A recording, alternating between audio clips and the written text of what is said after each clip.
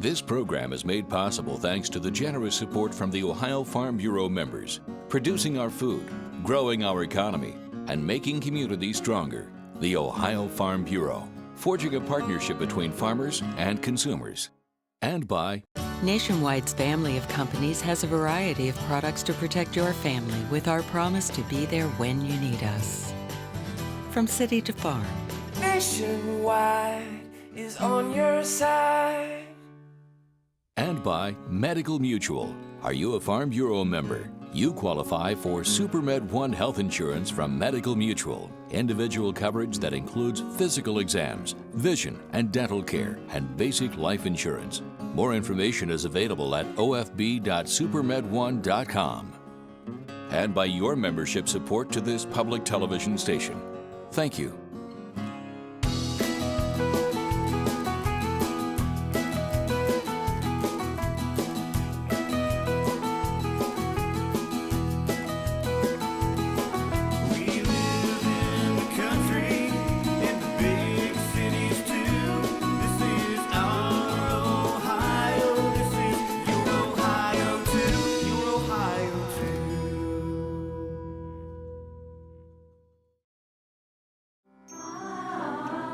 Ohio Arts Council Ohio Heritage Fellow Connix Kanikaswaran is an acclaimed musician, choir conductor, educator, and music scholar whose unique musical vision is at the heart of an exciting choral movement in Southwest Ohio.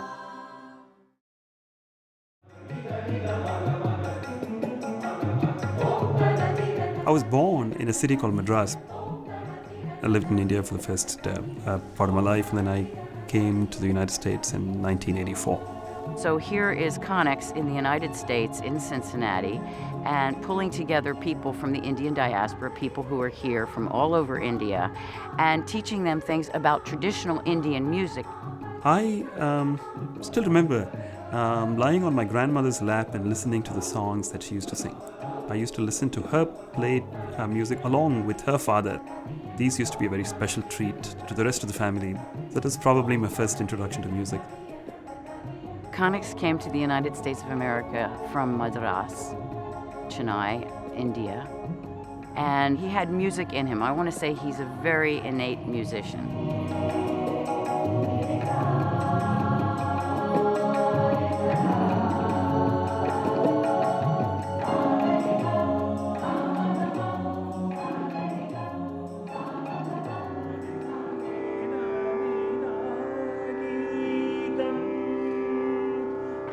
Back in the early 90s, I was creating music inspired both by the magic of the raga system of India and also by the concept of arrangements in Western music, where a number of things could come together to create a collective whole, and the number of things that were coming together were not necessarily the same.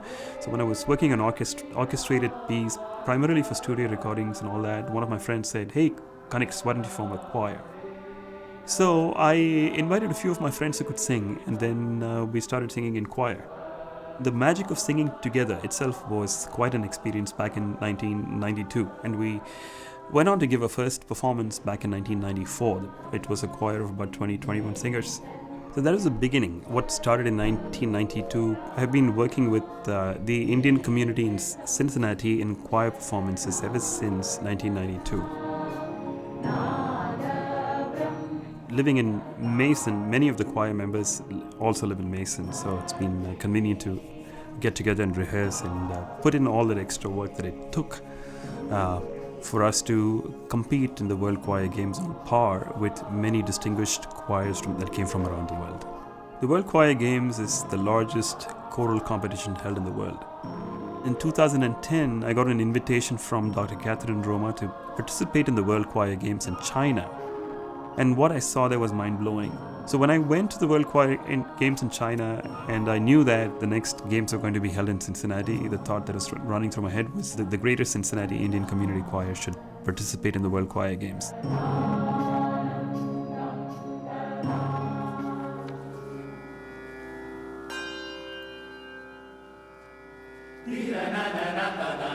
We had 3 performances at the World Choir Games. One was the music of the religions, which we performed at the Masonic Center. They have two divisions in the World Choir Games. One is the open competitions, the other is a champions division. So we got into the champions category in the music of the religions. And we rehearsed there itself, and we saw a number of choirs perform. And we saw the best coming out in people. And we saw the best coming out in the audiences, which was so encouraging. Time just seemed to stop for us on stage. It didn't matter whether we would go on to win medals at the World Choir Games, but in reality, we ended up winning 2 silver medals, one in the music of the religions category, the other in the scenic folklore category, which we just came to know that Friday night and on Saturday morning. And we were very grateful for the opportunity to perform in this kind of a setting. When Connex puts this music together, and when I had to conduct it, which was one of the most exciting things I've ever done, it's taking an improvisational music and putting it into a different kind of structure. So when I was conducting Shanti, there's taking strings and oboes, Western orchestral instruments, and combining it with a drone and a tabla. It was mind-blowing. It was so exciting.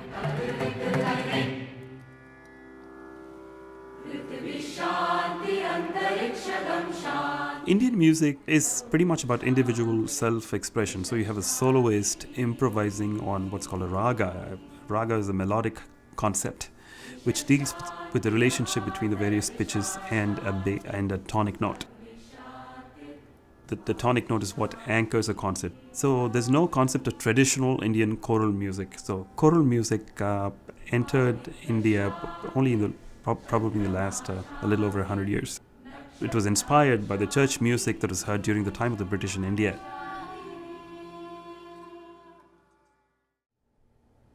Most of the time there's a tune or a soundscape that is stuck in my head. Sometimes I don't even get it out and many ideas just go away. Most of the times when I want to get it out, I write it on a sheet of paper. It could be when I'm sitting in a bus or something like that. I just write it down using the Indian solfeggio, the Indian notation. And then when I visualize the parts, I write them down the same way. Or just sing it out and have my daughter sing along with it and then record it. Or sit in front of the piano, play some accompaniment, sing and then record it at the same time. My daughter has been part of all the musical works that I've done, and she's gotten quite a lot out of everything that we've done. I used to teach her how to identify various ragas when she was 4 years old. Then I started teaching her how to sing at the age of 5. I've been learning Indian classical music from my dad for as long as I can remember. My dad has started this Indian choral movement in Cincinnati, and it's branched out to so many different places all over the world, really. And the Indian choral tradition is not something very common. It's a new type of music that he's popularizing, he's bringing it out, and I think that's very important. It's very hard to define what music exactly means to me. I can tell you this. I enjoy making music, I enjoy listening to music. More than anything else, I enjoy sharing music with people. I think in a way, Connex is a visionary. He always has an eye toward the future and creating something new and bringing people together, both from the Indian community and from all the communities in and around the Cincinnati area. So he's striving always to do something new and to bring people together, and that I think is very important in our world today.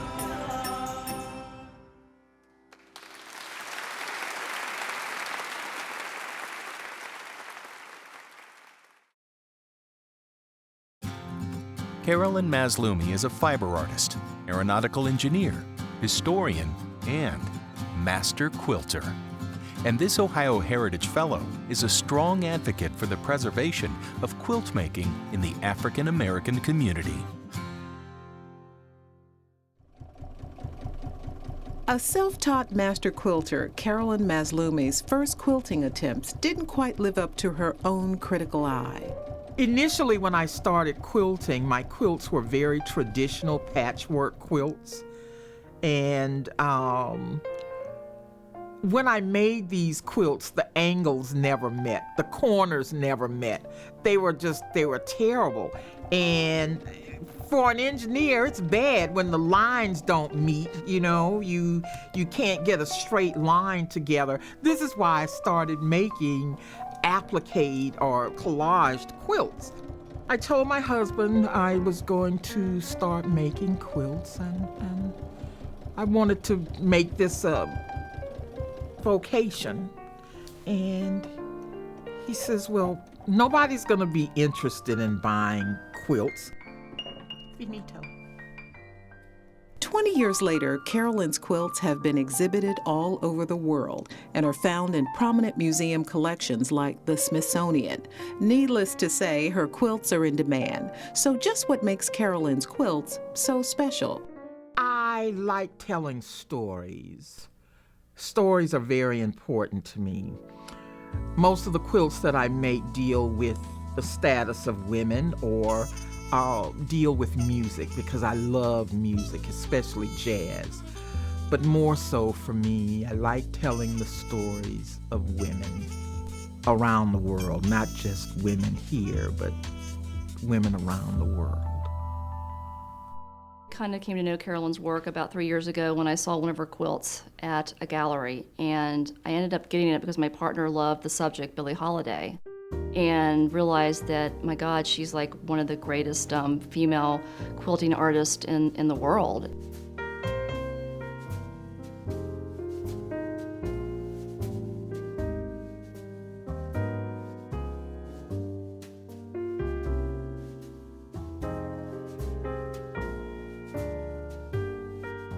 One of my favorite quilts is Strange Fruit. This quilt deals with Billie Holiday and her singing the song Strange Fruit, which really was an anthem. It was the consummate protest song, Strange Fruit. So I chose to depict that in a quilt. About a decade ago, there was a book written about lynching, and this is what the song Strange Fruit addresses: lynching in this country. When Carolyn first started quilting, she realized as she went to quilt exhibits, quilt shows, she never saw any African American quilters. She did not see African American quilts. And then she began to understand that African American quilt makers were not joining the guilds, the quilt guilds that had been set up by white quilters for mainstream art production. So she realized that African American quilters needed their own organization and needed their own context in which to produce their very distinctive art. This prompted Carolyn to found the Women of Color Quilters Network. I think the most important thing that Carolyn has done for African American quilters, both here in Ohio and in the country and around the world, is to found the organization, Women of Color Quilters Network. She began this organization in the mid-1980s when it only had 8 or 10 members. Today it has 1,700 members, and it is a major support group for African American quilters. It gives them a place to be creative, a connection through which they can exchange ideas. We have a chapter here of the Women of Color Quilters Network here in Ohio, and it's just like all the other chapters. We quilt together, we present at museums and galleries around the state and around the nation because we're a part of the larger national group. So always for me, it's about finding new quilters, and every time I find one, it's like a hidden gem, a discovery. Because there are so few of us, each one is precious because there's so few. So finding each other, we find joy in that, and that camaraderie is special. So we're getting together here and presenting, and also the quilters have involved themselves in workshops with youth here in the Cincinnati area, Columbus, and the Dayton area. So that's important, that the women be involved in teaching. For all of her accomplishments, it's no wonder Carolyn was one of the first recipients of the Ohio Heritage Fellowship Award, an award honoring Ohio's master folk artists who do work in their communities to make sure these traditions stay strong.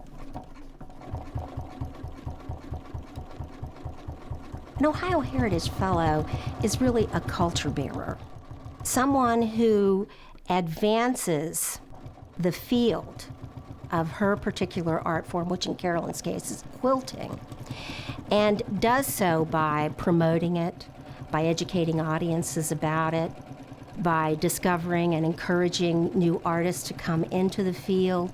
My legacy is my art and the story of my people. My legacy is about trying to save an important art form within the national community.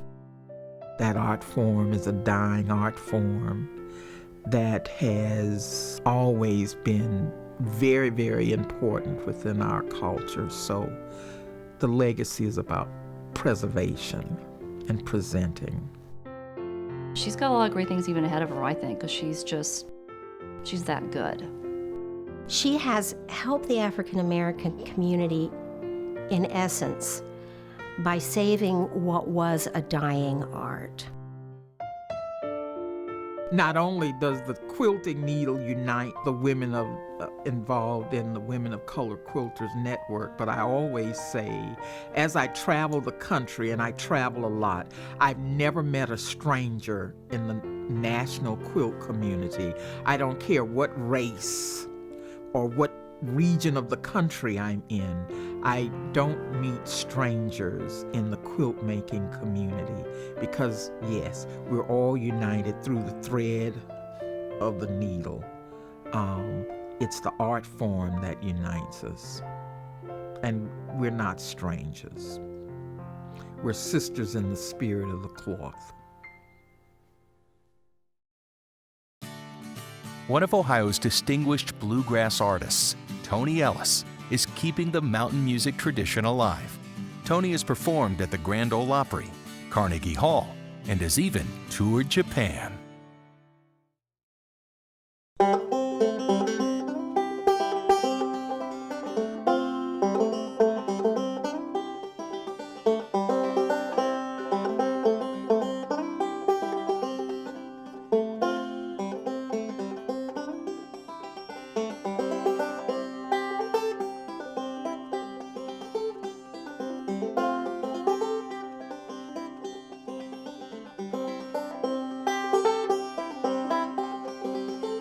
When I lived in Tennessee, I had musicians that I played with that were good friends, and we played different things.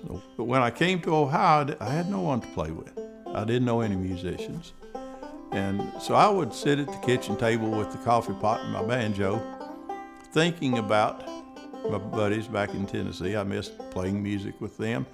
And also thinking about the years with my grandmother and things that she had taught me. So I was thinking about these old tunings that Granny used on the banjo, and I started experimenting and writing new melodies in these old tunings. So I used the old mountain tunings and the modern bluegrass picking style, and it opened up a whole new world of opportunity to write new melodies that were quite different in many ways.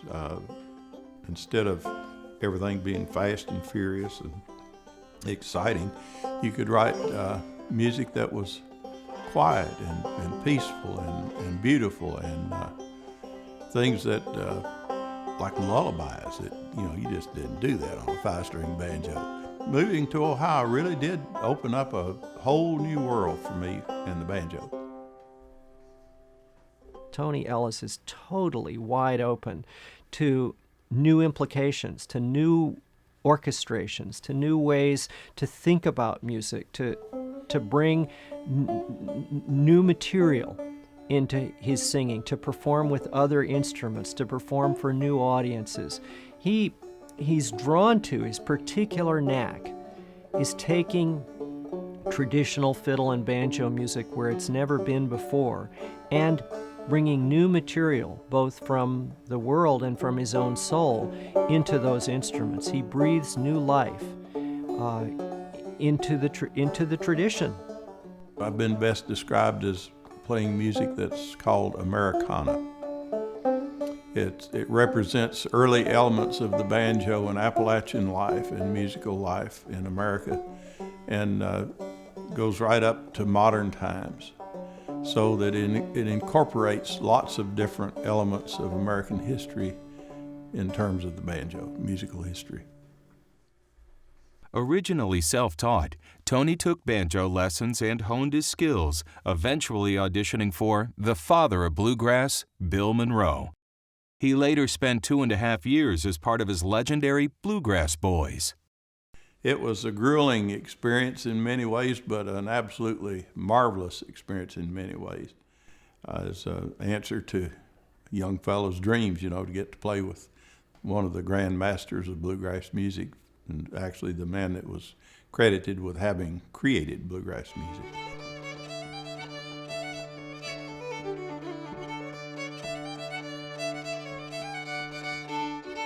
In the country, people either play the banjo or the fiddle. It's very rare to find a musician that can master both. And that's another thing that makes Tony both interesting and youthful.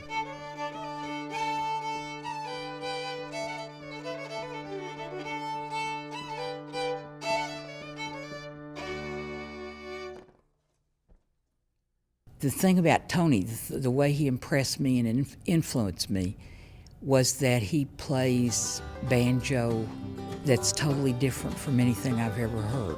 And it's still really lovely to listen to.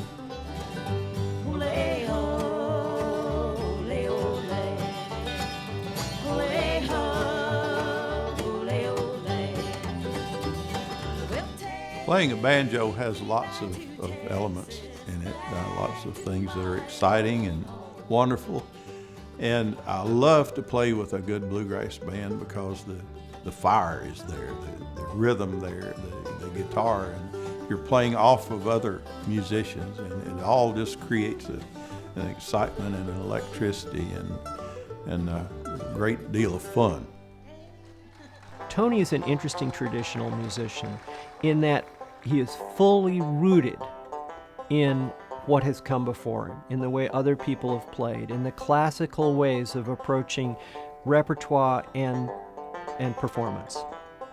But what sets Tony apart is his personal interpretation of those skills, of those styles. He's also been an ambassador out since his retirement from his business career. Tony's been called upon to take his music, his banjo, his fiddle, around the United States and around the world. Where does an old-time engineer go after he's cooled her down? Bluegrass music in Ohio is very similar to bluegrass music in Tennessee and bluegrass music all over the world. We were in Japan, and a Japanese bluegrass band sounded like Lester Flatt Earl Scruggs. It just blew my mind. Wonderful players, and it's like that in Yugoslavia and Germany. Everywhere we travel, we run into musicians that play bluegrass music, and they do it well. When we play in foreign countries, we try to give them a real down-home sampling of Appalachian music from America.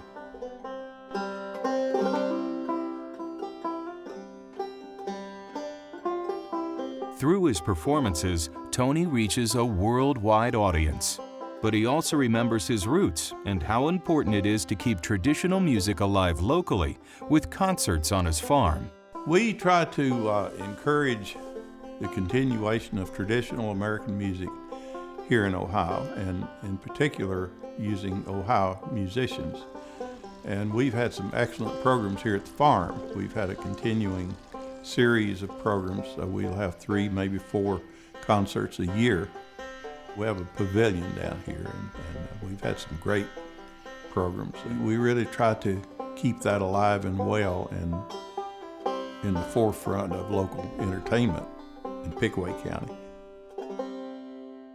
To draw the community into traditional music is something we strive to do because it represents the roots of people that live here. And many people really do care about their grandparents' music, their parents' music, and even going further back, and historic Ohio music. songs that talk about the history of Ohio or represent the history of Ohio. Like the wise sages from the mountains, you get the sense that Tony's thought a lot before he speaks, and that there's a lot of wisdom in what he says, and that it would be useful to you, it would be valuable to listen when Tony speaks. Now, that's true both when he speaks with his voice and when he speaks with his instrument. You don't make any money, it's a labor of love.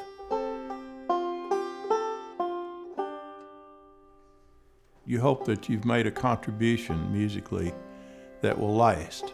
It's something that people like well enough and care enough about that it won't be lost 5 years from now or 10 years from now, maybe 25, 50 years from now.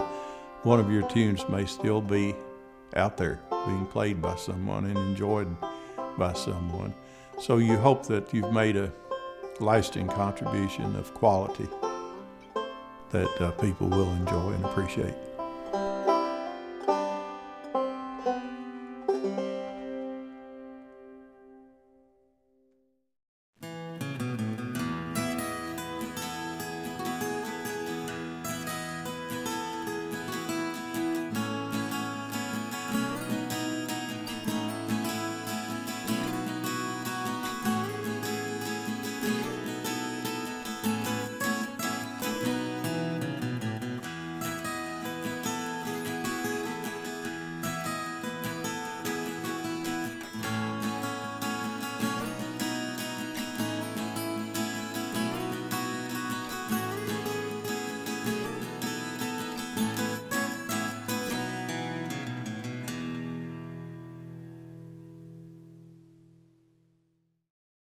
This program is made possible thanks to the generous support from the Ohio Farm Bureau members, producing our food, growing our economy, and making communities stronger. The Ohio Farm Bureau, forging a partnership between farmers and consumers.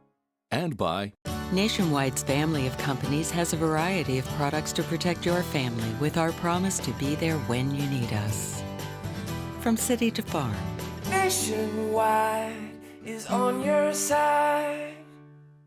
And by Medical Mutual. Are you a Farm Bureau member? You qualify for SuperMed One health insurance from Medical Mutual. Individual coverage that includes physical exams, vision and dental care, and basic life insurance. More information is available at ofb.supermed1.com. And by your membership support to this public television station. Thank you.